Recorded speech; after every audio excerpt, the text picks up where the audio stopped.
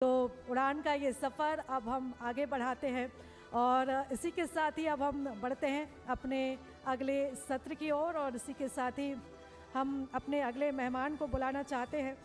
मैं मंच पर आमंत्रित करूंगी डॉक्टर राजीव भारद्वाज जी, डीवीएस ग्लोबल यूनिवर्सिटी से हैं, प्रो वीसी हैं।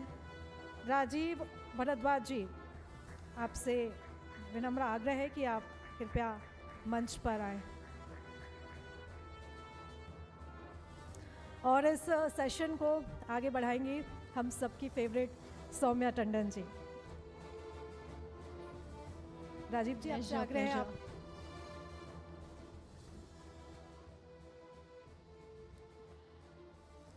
Mr. Rajiv Bharadwaj, what a pleasure meeting you. It was a great honor.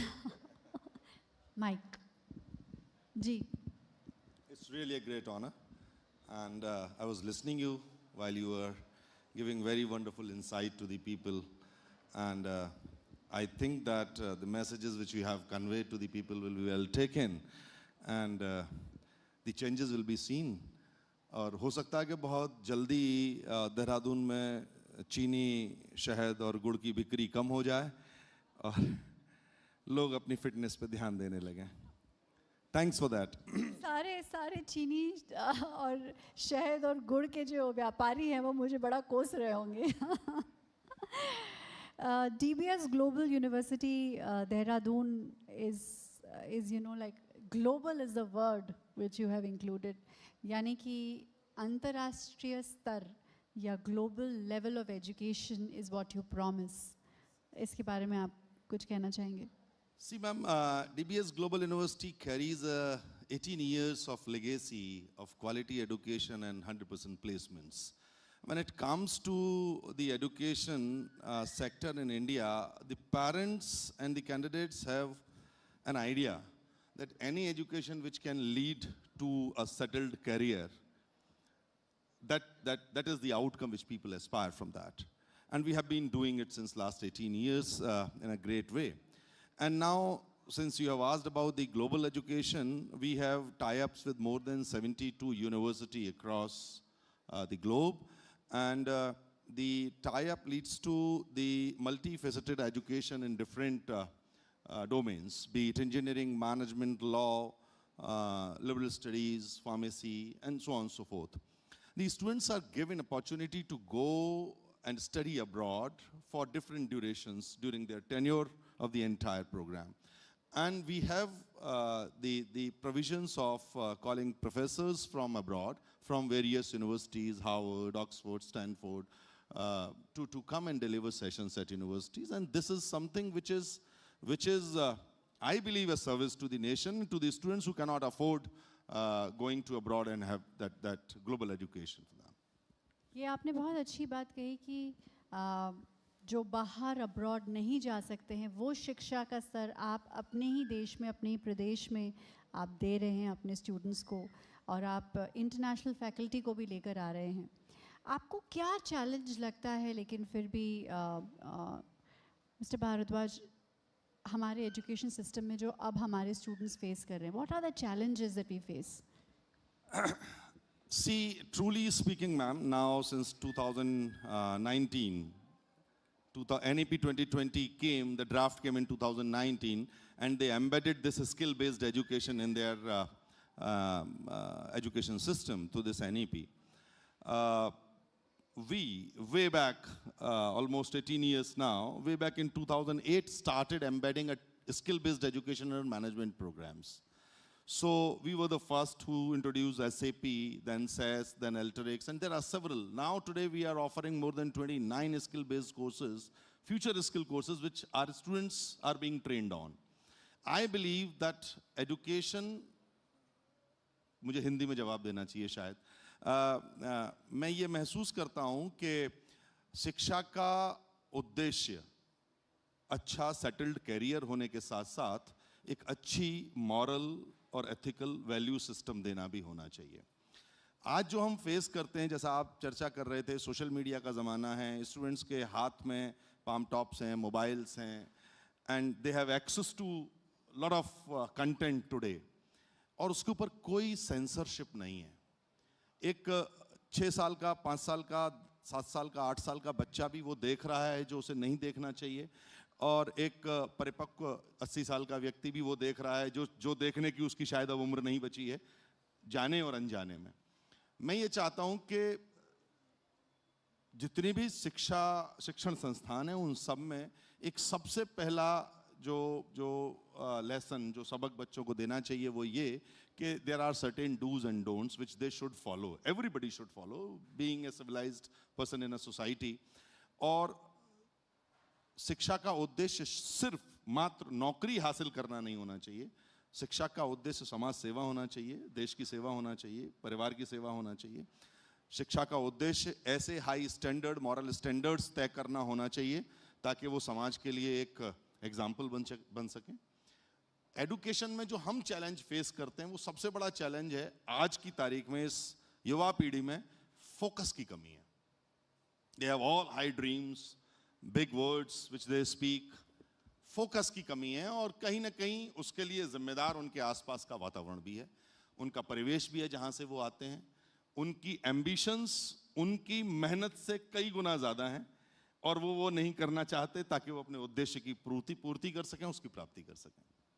जी, आपने कहा कि सेंसरशिप ऑन सोशल मीडिया होनी चाहिए। मैं एक बहुत अच्छी डॉक्यूमेंट्री है एक एक्चुअली नेटफ्लिक्स पर, उसमें जो सोशल मीडिया के जो फाउंडर्स हैं उनके इंटरव्यूज़ हैं। उन्होंने कहा है कि उनके घर में उनके बच्चों को सोशल मीडिया अलाउड ही नहीं है क्योंकि उनको पता है कि वो कितना अडिक्टिव है।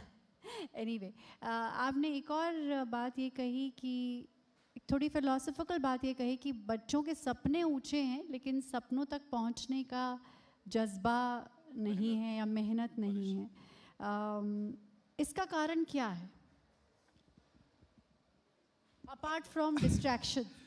यस, थोड़ा सा मुझे लगता है क्लिशे होगा if I'll say this, but I'll certainly say, इसका सबसे बड़ा कारण ये है कि पहले चीजें बड़ी मुश्किल से मिलती थी और उस मुश्किल से मिलने वाली चीज के पीछे जो संघर्ष बच्चा देखता था ना, वो उसके लिए मेंटली प्रिपेयर होता था कि मुझे भी ये करना है और मुझे भी वो हासिल करना है और संघर्ष से हासिल होगा।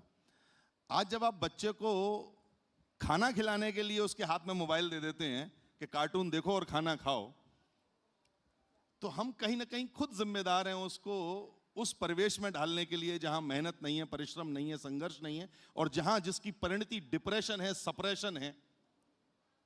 आपने वो बिल्कुल सही बात की। एंटाइटलमेंट मतलब इतनी सारी availability, everything is at a click of a button. तो अवेलेबिलिटी, टू मच अवेलेबिलिटी से ये एक इशू है। This is actually I really agree with it. खैर, ये तो एक फ़िलोसफिकल बात हो गई, लेकिन जैसे कि आपने कहा कि आपकी जो यूनिवर्सिटी है उसमें जो जॉब सीकर्स हैं और जो जॉब दे रहे हैं उनके बीच का जो गैप है वो आपने कैसे कम किया है, या आपने अपने स्टूडेंट्स को बेटर प्लेसमेंट के लिए तैयार कैसे किया है और कॉलेज उन्हें किस तरह से हेल्प करता है? Very apt question, ma'am, and I would love to answer this. When a student comes to the campus, that boy or that girl is very raw. And you'll be surprised to know that our university caters to students from 26 states of this country and 5 countries. So, हर तरह का बच्चा आता है. There are very good students who do not have good English communication skills. There are very good students who do not have the proper dressing sense. I should not say, but I'm saying this. And there is a big gap between what the corporate or the industry desires from a graduate and what actually the graduates are when they are coming to the campus joining us. So there are many activities which we do. To your surprise, we conduct dining etiquette workshops even. Dining etiquette workshops, dining etiquettes, table पर बैठ के खाना कैसे खाना है ये भी हम सिखाते हैं. We tell them that how professionally they should comb their hair, how should they trim their beards. आजकल बड़ा चलन है, आपकी धुरंधर मूवी में भी आपने देखा है क्या जबरदस्त बेड़ रखी है आपके रणवीर सिंह ने. So clumsy बच्चा न लगे, he should look professional, dressing sense, उसकी कॉम स्किल्स की classes, cohort sessions, domain skill classes, skill based education, SAP, SaaS, जैसे मैंने आपको बताया 29 फ्यूचर स्किल कोर्सेज हैं जिसमें हम ट्रेन करते हैं. We try to give everything to the candidate within that duration, 3 years, 2 years, 5 years, whatever time he is with us, to bring those holistic changes in his personality. And I'm proudly saying this, that I have seen that transformation in those personalities. The students are getting good jobs, they are doing good startups, they are doing good business, and even they are coming back to the campus after 2 years, 3 years, telling that they have taken over the family business and now they have taken it to offshores as well. तो बहुत बड़ा फर्क महसूस होता है, दिखता है. I really like this कि आपने सिर्फ skill development, vocational skill development और इंडस्ट्रीज के साठगांठ के अलावा you are focusing on personality development, which is very very very important. Thank you. क्योंकि जैसे मेरी नीस है, वो बाहर लंदन में है, और वो जब अपना हॉस्टल ढूंढने के लिए गई तो उसको हॉस्टल वालों ने कहा इंडियन के साथ रूम मत शेयर करना, सबसे गंदे रूम उन्हीं के होते हैं. तो इतनी ख़राब रेपुटेशन है हमारी इंटरनेशनल मार्केट में, बिकॉज इंडियन स्टूडेंट्स जो क्या है ना, माएँ बिगाड़ देती हैं.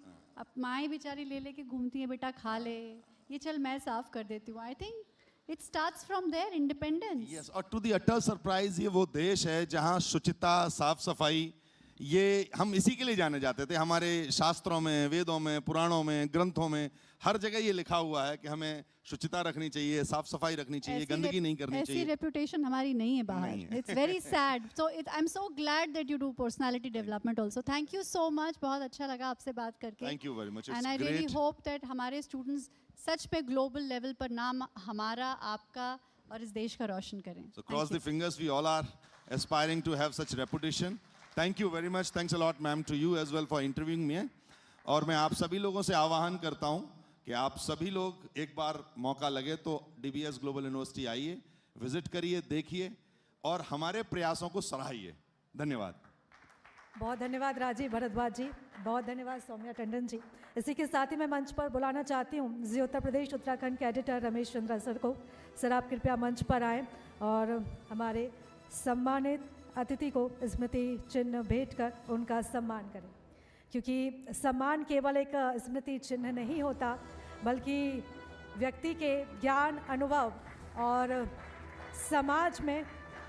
समाज के प्रति उसके योगदान के प्रति हमारी कृतज्ञता का प्रतीक होता है. तो तालियां बजती रहनी चाहिए. मैं रमेश सर से आग्रह करूंगी, सर कृपया आप मंच पर बने रहें, क्योंकि अभी सौम्या टंडन जी को भी हमें सम्मानित करना है. सौम्या जी जो कि आज के हमारे खास कार्यक्रम की मुख्य अतिथि रही हैं और उनकी उपस्थिति से इस कार्यक्रम में 4 चांद लगे. तो सम्मान शब्दों का नहीं, भावनाओं का होता है. तालियां बजती रहनी चाहिए.